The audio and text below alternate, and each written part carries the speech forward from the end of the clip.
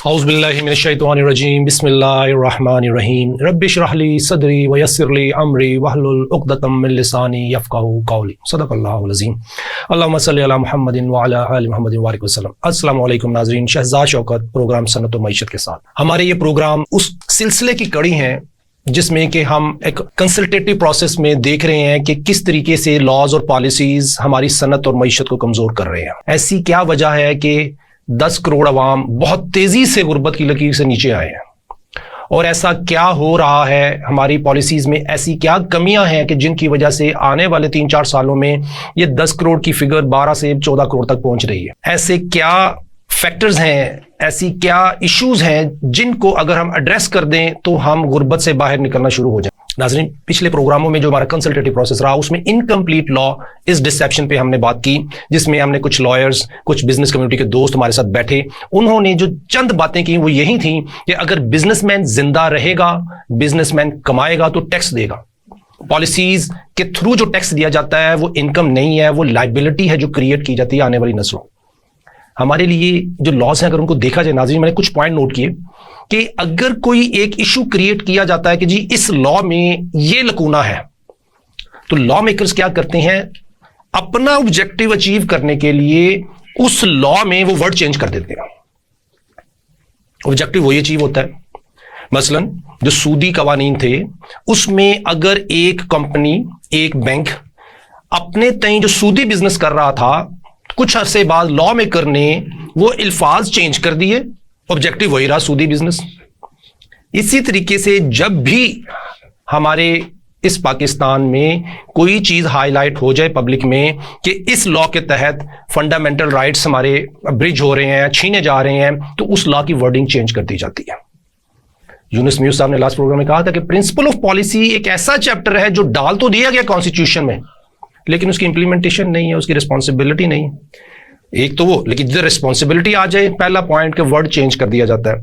दूसरा पॉइंट ये है कि जब भी हमारा लॉ क्रिएट किया जाता है जिसमें कि इकोनॉमिक कोई एक्टिविटी क्रिएट हो रही है, तो उसमें ये इंश्योर किया जाता है कि एक पार्टी के लिए इंक्रीज हो, जस्टिफाइड प्रोसेस अडॉप्ट नहीं किया जाता।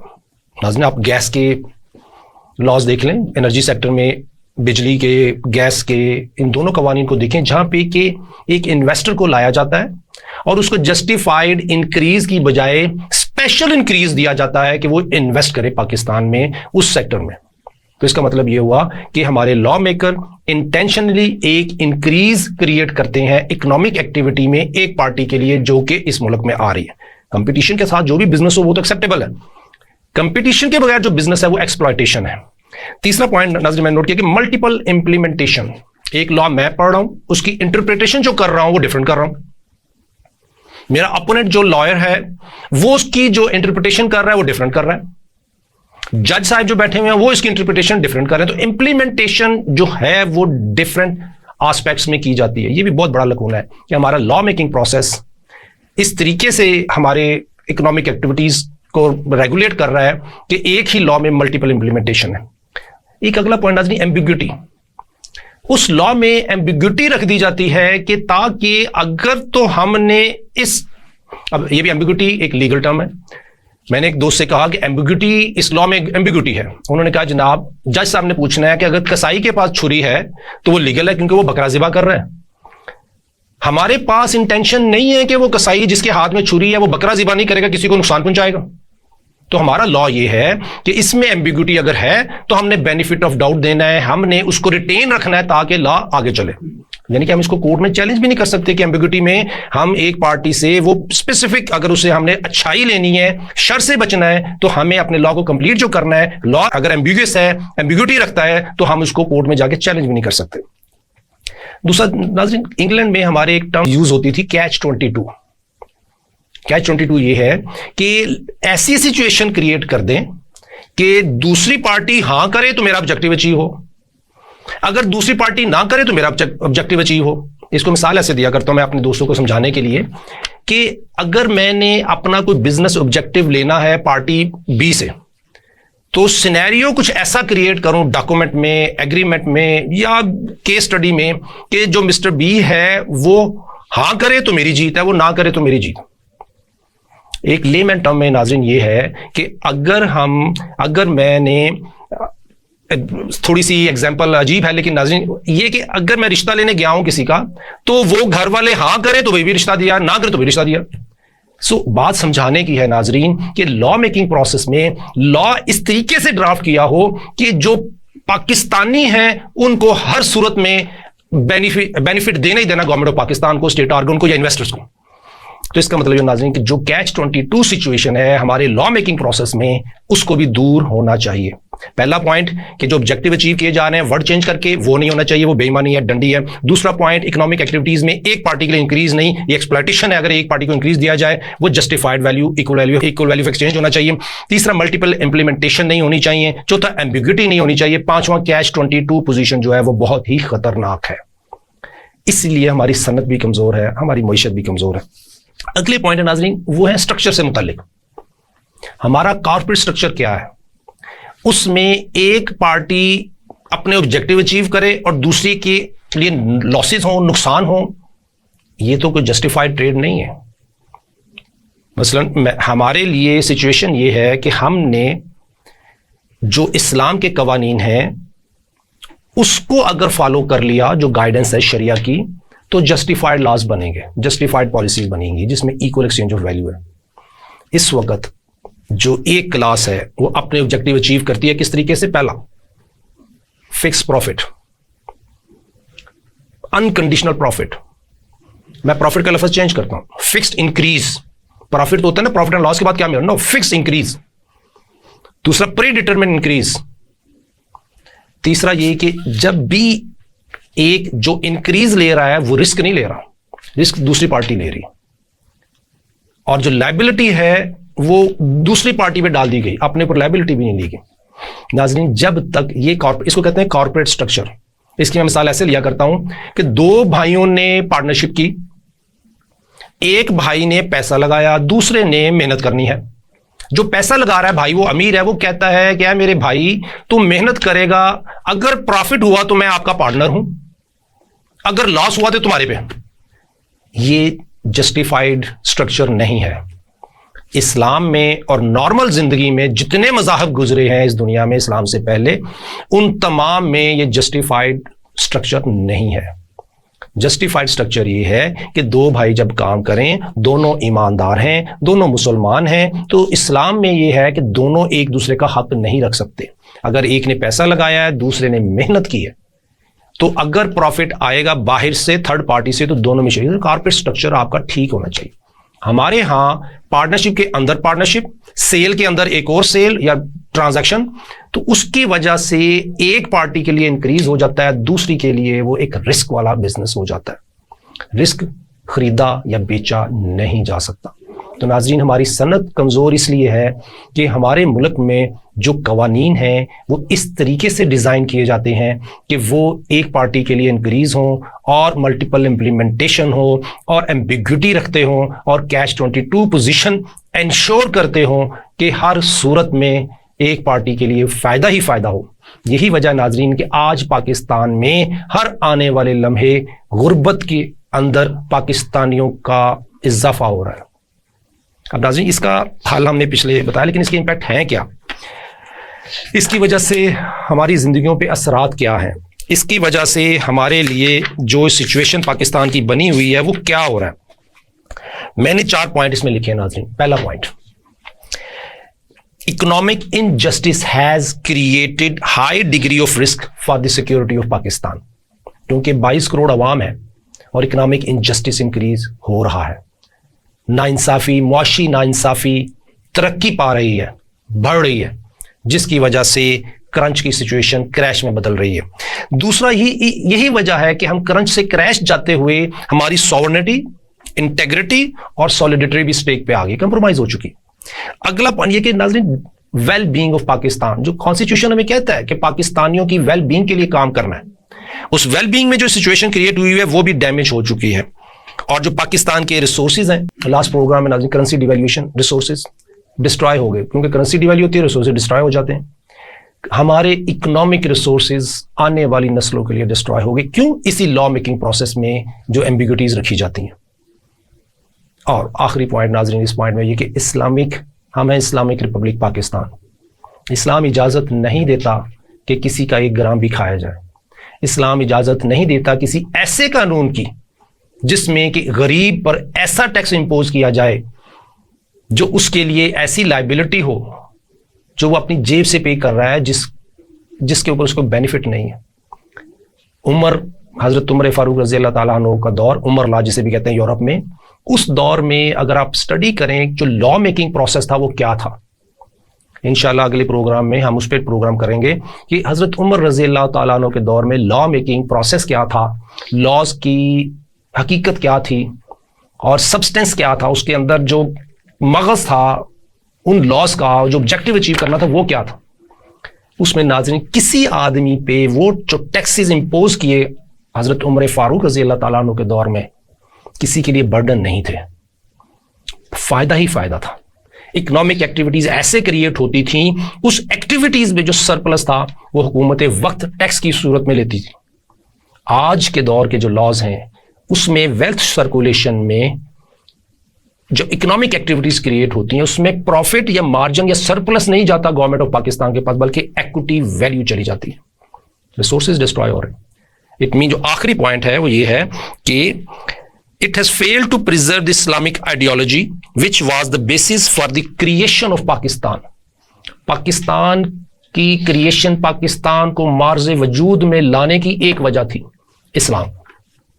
आज के लॉज कब से बने हुए हैं नाज़रीन? 1860 के लॉज भी आज इंप्लीमेंटेबल, 1901 का लॉ भी इंप्लीमेंटेशन रखता है पाकिस्तान में, 1944 का लॉ भी इंप्लीमेंटेशन रखता है पाकिस्तान में। यहां से जाने से पहले गोरों ने वो तमाम कवानीन बनाए जिनके तहत हम सिस्टम के गुलाम हो जाएं, गोरों की गुलामी से निकल के सिस्टम की गुलामी में जकड़े जाएं।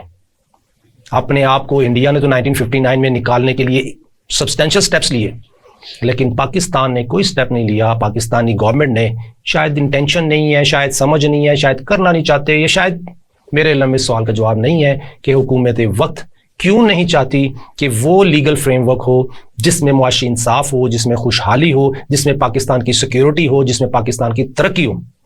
आज के कवानीन हमें मॉडर्न स्लेवरी की तरफ लेके जा रहे हैं। आज के कवानीन हमें मॉडर्न रॉबरी में एंगेज किए बैठे हैं। आज के कवानीन ने लूट मार ऐसी मचाई हुई है कि एक कारोबारी आदमी भी परेशान है, जो लेजिटिमेट बिजनेस करना चाहता है वो भी परेशान है, और अपनी ट्रांजैक्शन को चलाने के लिए मलिक रियाज साहब का कॉल बड़ा मशहूर है, पहिए लगाने मजबूरी बन चुकी है।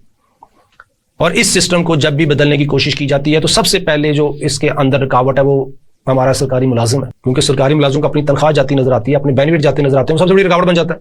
हालांकि उसको ये नहीं समझ कि मैं अगर पाकिस्तानी कोई ऐसा लॉ आ गया जिसमें बेनिफिट पूरे पाकिस्तान का है तो उसके बच्चों का खुद ब खुद बेनिफिट। सो नाजरीन, पहले हाफ इस प्रोग्राम में हमारा एक पॉइंट है कि जब तक लीगल फ्रेमवर्क कंप्लीट नहीं होगा, equal exchange of value base नहीं करेगा, एक्सप्लॉयटेशन को ख़त्म नहीं करेगा, एम्बिग्यूटीज़ को ख़त्म नहीं करेगा, उस वक़्त तक पाकिस्तान खुशहाली की तरफ नहीं जा सकता। मेरा सिर्फ और सिर्फ ये छोटा सा पैगाम है अपने पाकिस्तानी भाइयों के लिए जो इस प्रोग्राम को देख रहे हैं, जो पसंद करते हैं, उनके लिए कि इस चीज़ की आवाज़ बने कि हमने टैक्स देना है तो इनकम हमारी बढ़ा दें, इनकम बढ़ाने के लिए जो लीगल रिफॉर्म करने हैं वो कर दें, तो हमारा पाकिस्तानी भी खुशहाल, हमारा कारोबारी भी खुशहाल।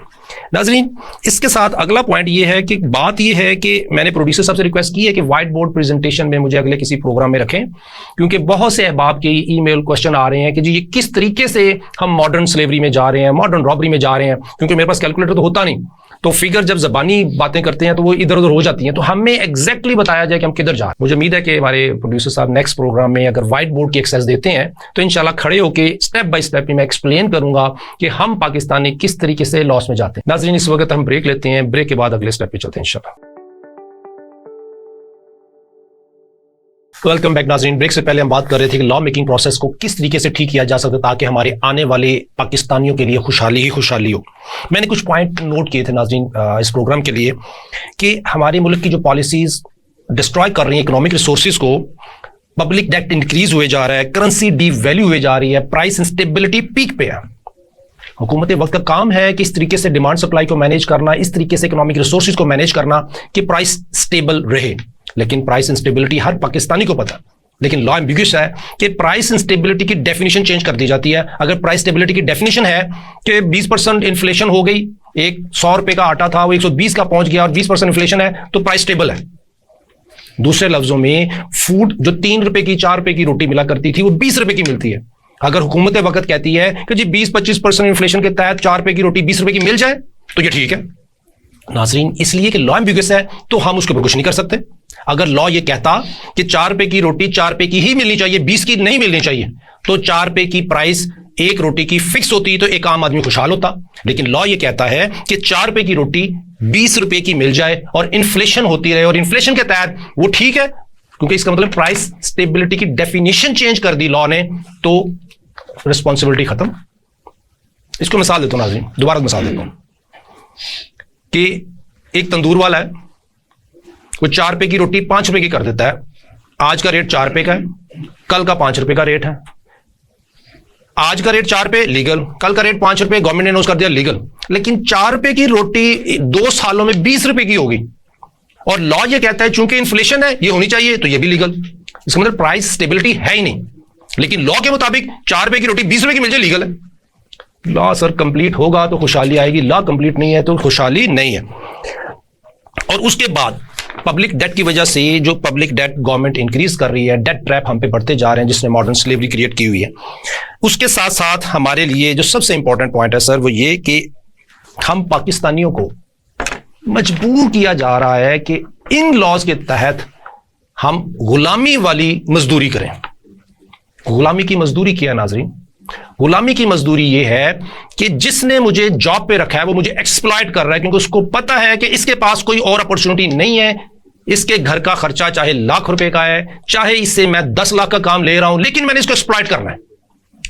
हमारी यूथ जिसने पीटीआई को वोट देकर जितवाया, हमारा कारोबारी आदमी जिसने नून लीग को वोट देकर जितवाने की कोशिश की, हमारा वडेरा जिसने पीपल पार्टी को वोट डाला, हमारे दीनी जमातें जिनको वोट पड़े, नाज़रीन वो जितनी मर्जी कोशिश कर ले, हम मजबूर हैं वो मजदूरी करने के लिए, वो अंडर प्राइस मजदूरी करने के लिए, क्योंकि इकोनॉमिक रिसोर्सेज तबाह किए जा चुके, प्राइस स्टेबल है कोई नहीं, इन्फ्लेशन और लॉज प्रोटेक्ट कर रहे हैं उन लोगों को जो कारोबारी रिसोर्सेज रखते हैं, लॉज प्रोटेक्ट कर रहे हैं गवर्नमेंट एजेंसीज को, लॉज प्रोटेक्ट कर रहे हैं ऐसे दोस्तों को जिनके पास अथॉरिटी है, पावर है। तो हमें फोर्स कर दिया गया है कि हम मजदूरी करें तो गुलामी वाली करें। नाज़रीन, जिस दिन हम पाकिस्तानी गुलामी वाली मजदूरी से बाहर निकलेंगे हमें खुशहाली मिलना शुरू हो जाएगी। तो आने वाली हुकूमत से ये रिक्वेस्ट है कि अगर उन्होंने अपनी अवाम का दिल जीतना है तो हम पाकिस्तानियों को गुलामी वाली मजदूरी से बाहर निकालें। नाज़रीन, इसके ऊपर एक आम आदमी का सवाल आता है, वो ये कहते हैं कि सर शुदा साहब क्या हमारे कोई राइट्स नहीं? बिल्कुल राइट्स हैं सर। कॉन्स्टिट्यूशन ऑफ पाकिस्तान ने राइट्स दिए हैं, यूनाइटेड नेशन ट्रीटीज के तहत हम पाकिस्तानियों के हकूक हैं, इस्लाम ने हमें हकूक दिए हैं। अभी हम बात करते हैं कॉन्स्टिट्यूशन ऑफ पाकिस्तान की, शायद हम अगर टाइम मिल गया, प्रोड्यूसर साहब ने इजाजत दी, तो यूनाइटेड नेशन के तहत भी जो हम पाकिस्तानियों के हकूक हैं वो क्या है? कॉन्स्टिट्यूशन ऑफ पाकिस्तान क्लियरली हमें हकूक देता है, लेकिन हम पाकिस्तानियों को वो हकूक मिलने में जो रुकावटें हैं वो कवानीन हैं जो कि कानून तो है लेकिन वायलेशन कर रहा है कॉन्स्टिट्यूशन ऑफ पाकिस्तान की इन प्रैक्टिकल टर्म। अगर आप मुझे कहें कि लीगल टर्म में प्रूव करें तो उसके लिए इकोनोमेट्रिक्स, स्टैटिस्टिक्स और सबूत देने पड़ेंगे जो कि प्रैक्टिकल लाइफ से सामने आएंगे, गवाह नहीं सबूत। क्योंकि एक दोस्त जब इस सिस्टम में लूजर है, नुकसान में है और हर वक्त नुकसान में है, उसके पास एक तो वो गवाह है कि मुझे नुकसान हुआ, उसने साबित किस तरह करना कि मुझे नुकसान हुआ, वो इकोनोमेट्रिक्स है, वो काउंटिंग है, वो स्टैटिस्टिक्स है।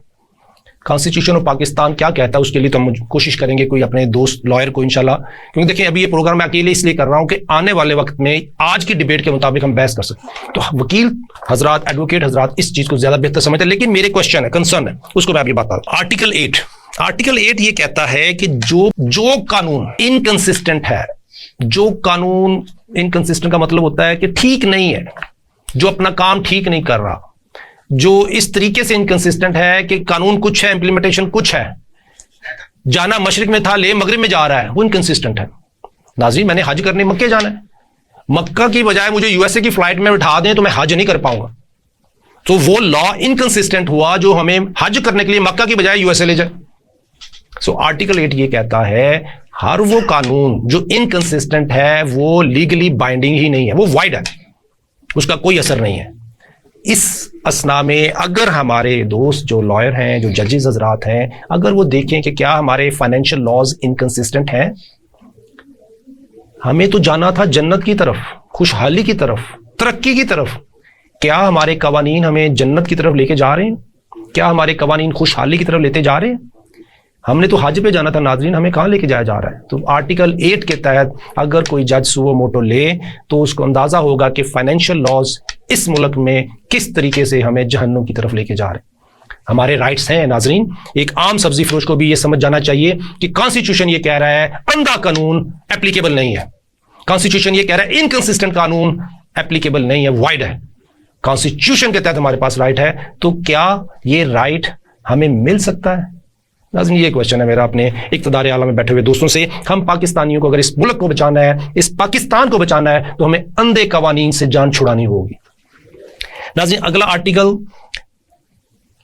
4, 3, 11, 14, 15, ये 18, 20 में इसमें कहीं कहीं जाता हूं इसके ऊपर कि ये क्या कहते हैं। Article 11, modern slavery, force labour, death trap, modern robbery. Article 11 के तहत ये चीजें नहीं हो सकती। हम नेक्स्ट प्रोग्राम में लॉयर से डिस्कस करेंगे कि आर्टिकल 11 है क्या। एक्सप्लॉयटेशन, आर्टिकल 3 कह रहा है कि जी एक्सप्लॉयटेशन नहीं होनी चाहिए। क्या हमारे मुल्क में एक्सप्लॉयटेशन है? ये मेरा आपसे सवाल है नाजरीन कि किस किस जगह हमें एक्सप्लॉयट करके बिजली के बिलों में, सुई गैस के बिलों में, गंदम की प्राइसेस में, इंपोर्टेड आइटम्स की प्राइसेस में किस तरीके से एक्सप्लॉयट करते हैं और किस तरीके से करेंसी डिवैल्यू में हम एक्सप्लॉयट होते हैं। क्या कॉन्स्टिट्यूशन अंडर आर्टिकल 3 हमें इस एक्सप्लॉयटेशन से हमारी जान छुड़वा सकता है? Economic life, liberty to invest, क्या हमारी इकोनॉमिक लाइफ में हमारे पास लिबर्टी है कि नहीं है? यह लिबर्टी सिर्फ एक ही तबके के लिए। आर्टिकल 14 जो हमारे इकोनॉमिक रिसोर्सेज हैं जिसकी वजह से डिग्निटी ऑफ मैन कंप्रोमाइज हो रही है, एक शौहर की, एक बाप की, एक भाई की डिग्निटी कंप्रोमाइज होती है कि वो 48 घंटे काम करके भी वो खर्चा पूरा नहीं कर पा रहा होता, तो कौन रिस्पॉन्सिबल है? क्या एक आदमी की डिग्निटी कॉन्स्टिट्यूशन ने जो प्रोटेक्शन दी है, क्या हमारे लॉज उसको फॉलो कर रहे हैं? नाजरीन, इसके अलावा आर्टिकल 15 है, 18, 20 है, 24 है, 25, 27 प्रिंसिपल ऑफ पॉलिसीज के तहत आगे चले जाते हैं। Article 38, article 37 social and economic life, इसके मुतालिक डिटेल हम अपने एडवोकेट हजरात साहब को बिठा के आपको बताएंगे कि ये वो आर्टिकल्स हैं जिनके तहत जो राइट्स हमारे पास हैं वो डिस्ट्रॉय हो रहे हैं, और वो कैसे हो रहे हैं उसकी एक्सप्लेनेशन इकोनॉमिक डेफिनेशन में इंशाल्लाह मैं उसको करूंगा। अब हमारा जो मामला है नाजरीन कि क्या हमें हमारा हक मिल सकता है, कौन देगा? क्या आज जो हमारे चीफ जस्टिस साहब हैं वो इसमें कुछ काम कर सकते हैं कि उनके भी हाथ बंधे हुए हैं? क्या नया आने वाला वजीर आजम नई शुरुआत कर पाएगा कामयाबी की, खुशहाली की? क्या नई गवर्नमेंट जो बन रही है प्रोविंशियल लेवल पे वो खुशहाली ला पाएंगी पाकिस्तान में? नाज़रीन, उनके हाथ किस तरह बंधे हुए? इन्हीं कवानीन ने उनके हाथ बांधे हुए। नवाज शरीफ साहब को 2/3 मेजोरिटी क्यों चाहिए थी? ताकि वो लॉज में ऐसी चेंजेस ला सकें कि हम खुशहाली की तरफ जा सकें। आज भी पीटीआई की दौड़ 2/3 मेजोरिटी के लिए क्यों रही है कि 2/3 मेजोरिटी मिले तो हम लॉज को चेंज करने की पोजीशन में आ सकें, कुछ मेजर चेंज कर सकें। लेकिन नॉर्मल लॉ तो मेजोरिटी के साथ पास होते रहते हैं। नाजरीन, चूंकि इत्तेफाक नहीं है पॉलिटिकल पार्टीज में, हर एक का अपना अपना एजेंडा है, तो उसमें सबसे बड़ा नुकसान हम पाकिस्तानियों का है। हम पाकिस्तानी उस वक्त तक खुशहाल नहीं हो पाएंगे जब तक हमारे इक़्तिदार आला में बैठे हुए दोस्त हम पे वो लीगल फ्रेमवर्क, वो कवानीन लागू ना करें जो हम पे सूट करते हैं। मिसमैच कवानीन, एक जापानीज नेशन के ऊपर जो अप्लाई होने वाला कानून है वो हम पे अप्लाई कर दिया गया। नाज़रीन, एक यूएस यूरोप पे जो लगता है कानून वो हम पे अप्लाई कर दिया गया। वो कोई कानून नहीं है जिसके ऊपर एग्जीक्यूशन एक्चुअल ना हो, और उसको इनकम्प्लीट रखा गया, उसमें कैच 22 रखा गया, उसमें एम्बिगिटी रखी गई। अगर कहीं कोई आवाज खड़ी भी हो, आवाज कोई निकालता भी उस जुल्म के खिलाफ, तो उस जुल्म में उस कानून को चेंज कर दिया जाता है, उसका लफ्ज ही बदल दिया जाता है, उसकी डेफिनेशन ही बदल दी जाती। इसलिए हम पाकिस्तानियों को दुआ करनी है अल्लाह से कि हमें अच्छे रहनुमा ऐसे दे जो हमें मुसलमान जीने की इजाज़त दें। हमें ऐसे कवानीन चाहिए कि हम मुसलमान मरें। हमें ऐसे कवानीन चाहिए कि हम इज्जत से जिएं। Dignity of man constitution protect करता है, इकोनॉमिक लाइफ कॉन्स्टिट्यूशन प्रोटेक्ट करता है। कॉन्स्टिट्यूशन ही कहता है कि खुशहाली हो, कॉन्स्टिट्यूशन ही वैल्यू प्रोटेक्ट करता है हम पाकिस्तानियों की, रिसोर्सेज प्रोटेक्ट करता है, प्रॉपर्टी वैल्यू प्रोटेक्ट करता है। लेकिन लॉज कुछ और कर रहे हैं। हमें इन लॉ से जान छुड़ानी है तो हम मॉडर्न स्लेवरी से निकलेंगे। हमारी मॉडर्न स्लेवरी से हम उस वक्त तक नहीं निकल पाएंगे जब तक हम इन कवानीन को चेंज ना करते। इसको देखने के लिए नाज़रीन मैं कहा करता हूं, एक दोस्त ने मुझे जो ग्रुप बनाया हुआ है व्हाट्सएप पे, उन्होंने कहा कि क्या सबूत है कि आपके फाइनेंशियल कवानीन नुकसान दे रहे हैं हम पाकिस्तानियों को। मैंने कहा सर मुझे इस सवाल का जवाब दे। 4 रुपए का डॉलर 300 का होने वाला है और 300 से जंप जानी है 450 समथिंग। क्या यह सबूत काफी नहीं? हम पे 1 रुपए का कर्जा था, 1 रुपए से बढ़ के 75,000 अरब हो गया। ये कर्जा डेट ट्रैप बढ़ता जा रहा है, बढ़ता जा रहा है। क्या यह सबूत नहीं कि हमारे लॉज ठीक नहीं, हमारी पॉलिसीज ठीक नहीं? 7 रुपए मन गंदम थी, आज की तो मुझे प्राइस भी नहीं पता कि कितनी महंगी, 8,000 है, 6,000 है, कितनी मन हो गई गंदम। 1 रुपए केजी आटा कहीं मिलता था बचपन में, आज वो आटे का थैला कितना महंगा हो। नाज़रीन क्या ये सबूत नहीं कि प्राइस स्टेबल नहीं? लेकिन चूंकि कानून ये कहता है कि अगर 40% इन्फ्लेशन डिक्लेयर कर दी गवर्नमेंट ऑफ पाकिस्तान ने तो वो इन्फ्लेशन प्राइस स्टेबल है। ये कौन सा मजाक है? इन मजाकिया कानून से हमारी जान छूटेगी तो हम खुशहाल होंगे, क्योंकि ये हमें आने वाली नस्लों को इस तरीके से डिस्ट्रॉय कर रहे हैं कि उसका नेमल बदल कोई नहीं। किस तरीके से कि अगर हमारा एसेट ही नहीं है तो हम कमाएंगे कहाँ से? रिसोर्सेज की वैल्यू नहीं है तो कमाएंगे कहाँ से? नाज़रीन आज के प्रोग्राम में हम आपसे इजाज़त चाहते हैं। अगर कोई क्वेश्चन हो तो आप ज़रूर हमसे रब्ता कीजिए। अस्सलाम वालेकुम रहमतुल्लाह।